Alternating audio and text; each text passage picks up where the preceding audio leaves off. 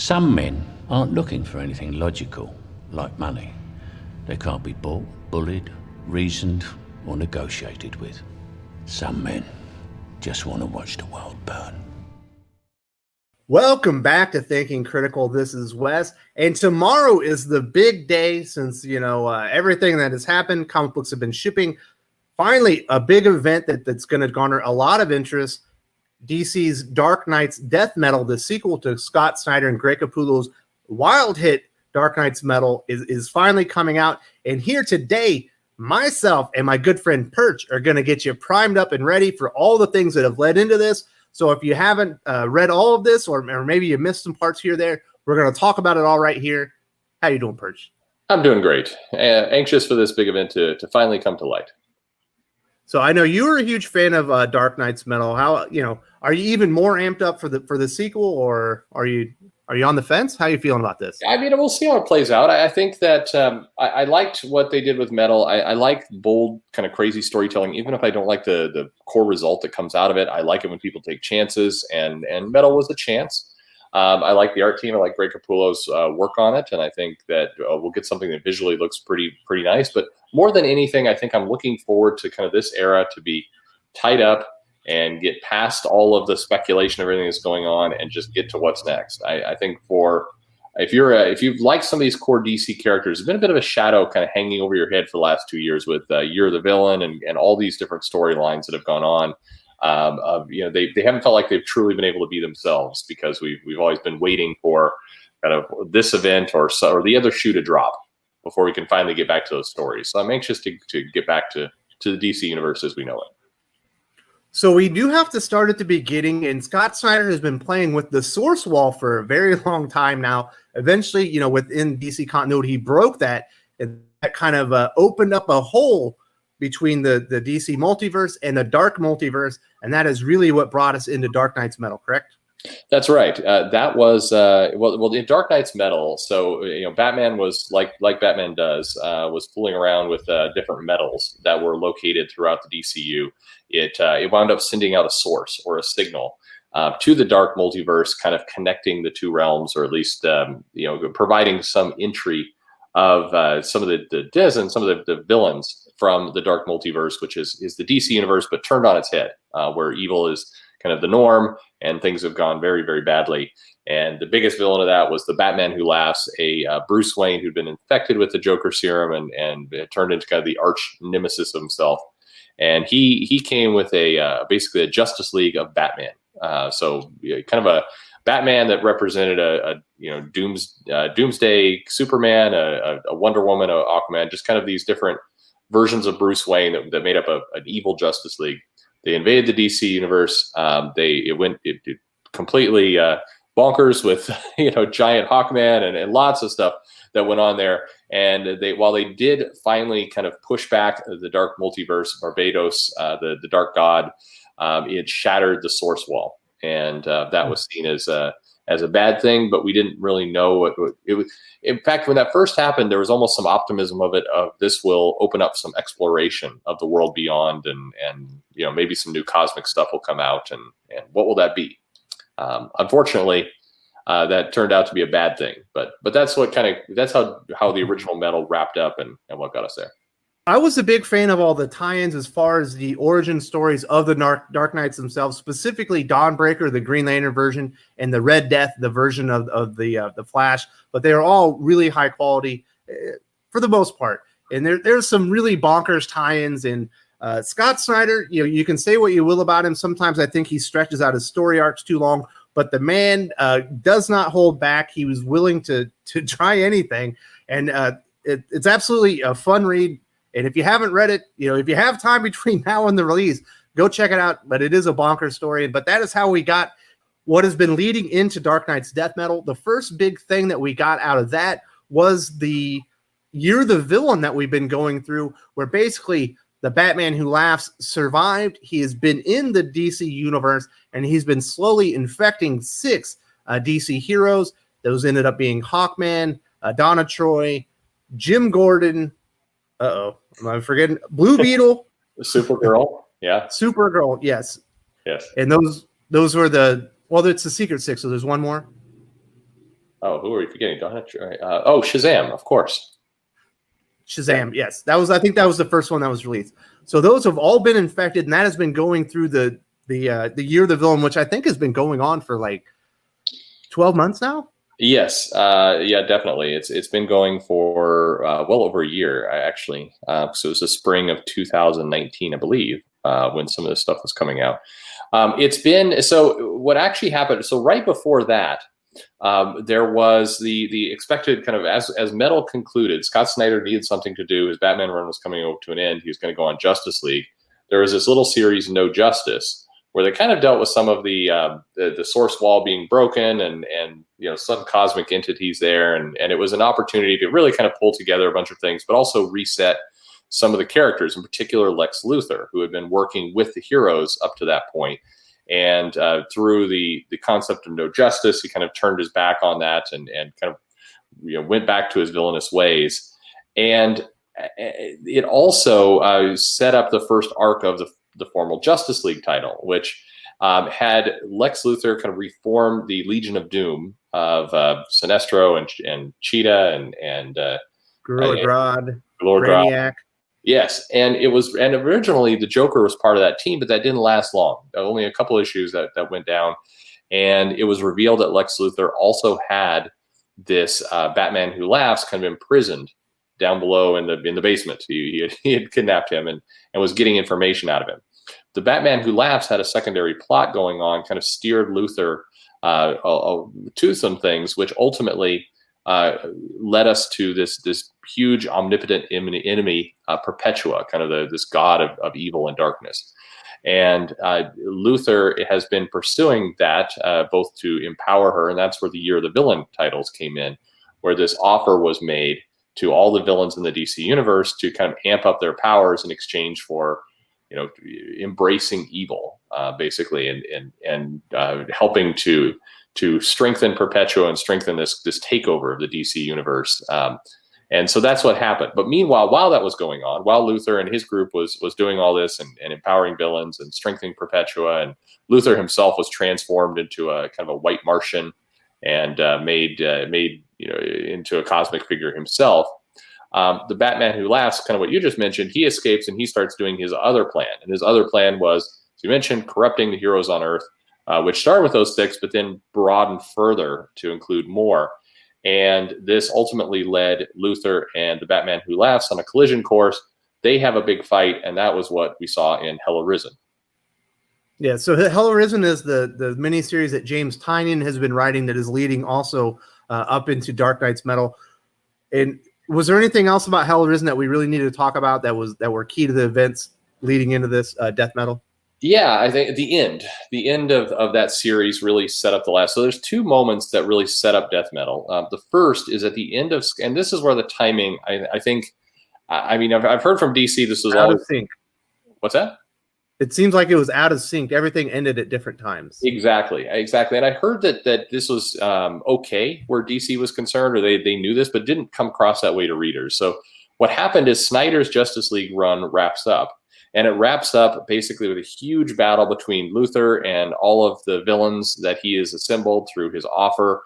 And the Batman Who Laughs is not around, not part of this, but Luthor takes this big army and does a all-out assault on the Justice League. And the Justice League is basically the Earth is tipping on whether it's going to sink into evil or into heroism. And the Justice League basically makes one giant push to get all the people to realize that hope and optimism are there and they're good things, but they fail, and the population is seduced by Perpetua's dark promises. And this was one of those things where a lot of people are comparing it. They viewed it as the last election, honestly, because everything has to be political, where the belief was, oh, we know how it's going to go. It's going to go to this one candidate, and then surprise, nope, it went to the other. And that's how the story played out. The heroes were basically defeated, and Perpetua cast off, correct? And yes, exactly. And then they were whisked away by this mysterious group, the Quintessence, these powerful heroes of the cosmos. who kind of reunited the Justice League and said, well, you will give you one final chance to defeat Perpetua, restore reality. But it's all or nothing at this point. If you fail, the entire multiverse is going to be dark and evil forever, and it's all bad. And so that's how Justice League ends. And then Scott Snyder goes off the book, and then strangely in comes, I forget, not Williamson. Robert Venditti. Venditti, right. He comes in to do Justice League, and they do other stories. So it's like that kind of left you on a strange cliffhanger. And that was very early in the year. But as soon as that, like 10 months ago, we get to Hell Arisen. And Hell Arisen, as we just talked about, had this basically this was Luthor and the Batman Who Laughs fighting it out. And that series ended with basically the Batman Who Laughs convinces Perpetua that he's a better ally to her cause and he has better villainy in him than Luthor does. And so Perpetua, swayed by that, strips Luthor of his powers, kind of banishes him to Earth and embraces the Batman Who Laughs as her champion. And that sets up kind of a new vision for the Earth that is under the command or control of Perpetua and the Batman Who Laughs. And that's where there's a lot of words. That's where we are. Also, during this time, Scott Williamson did start a new series called Batman and Superman with a little artist named David Marquez, who had just come over from Marvel Comics. Was a huge get, one of the better illustrated DC comics that I've seen, in the last year. What happened in Batman Superman that led into all this?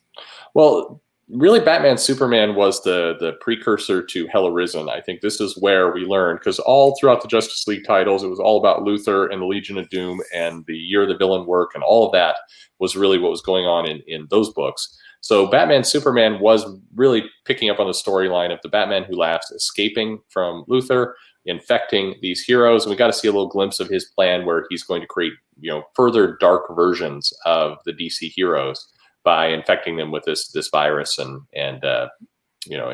basically spinning off this whole thing. So we saw the Secret Six, as we mentioned. We saw Batman and Superman try and fight against it and largely fail in many ways to really recover anything.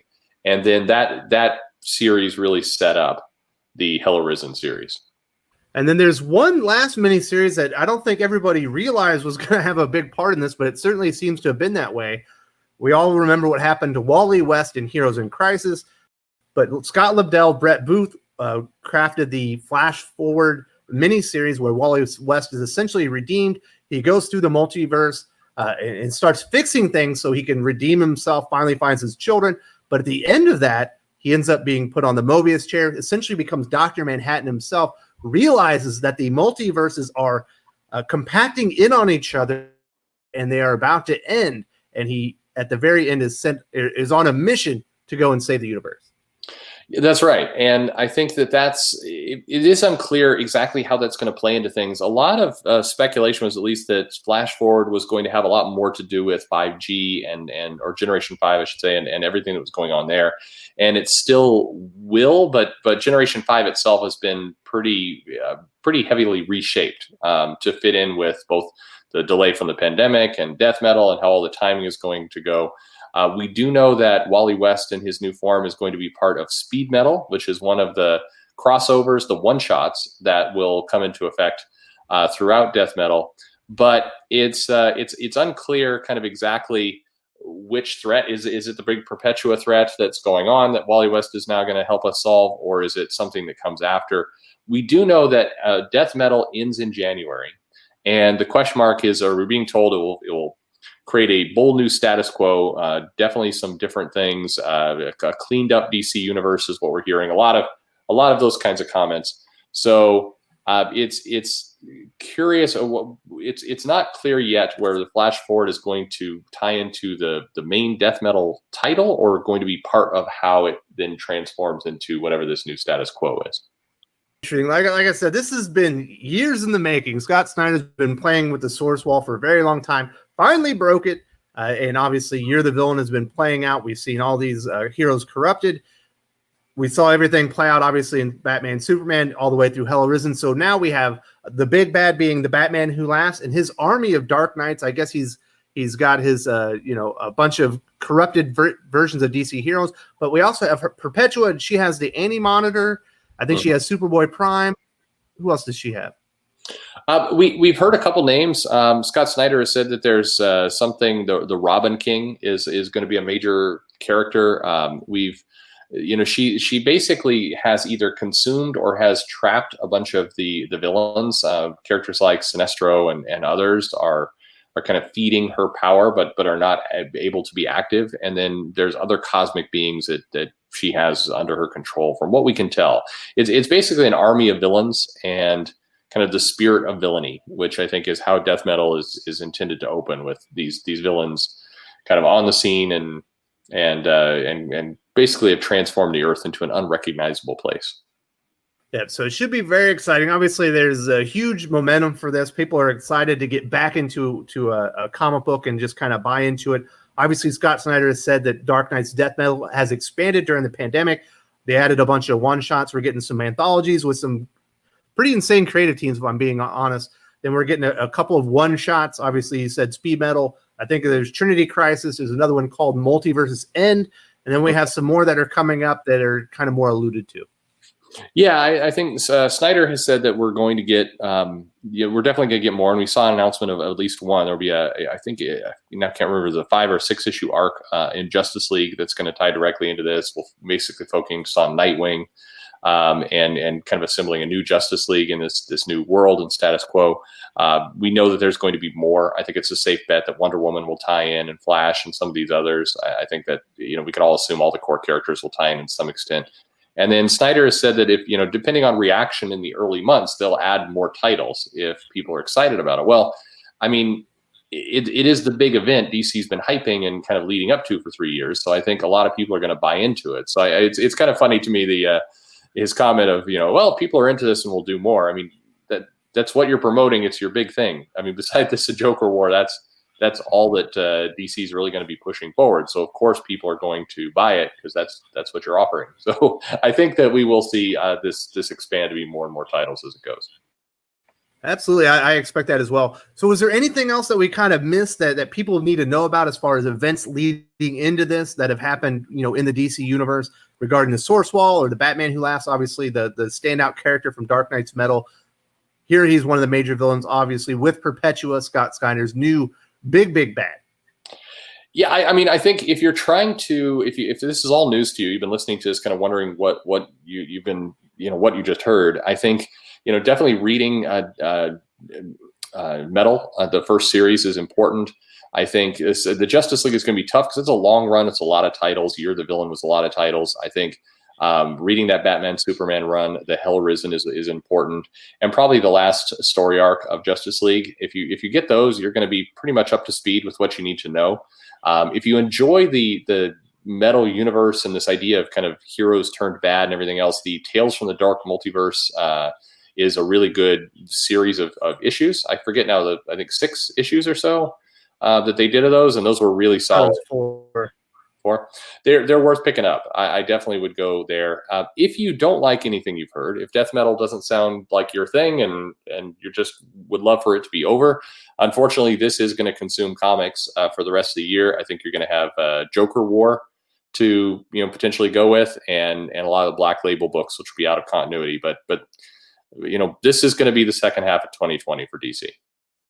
If you enjoyed this video, please give it a like. I would appreciate it very much. It helps us attract more views for the channel. Subscribe for future commentary, comic book news, and reviews. And don't forget to ring the bell for notifications. If you want to talk comics, movies, and much more, you can follow me on Twitter at Wes_from_TC. With that, Salamat Po, and I'm out.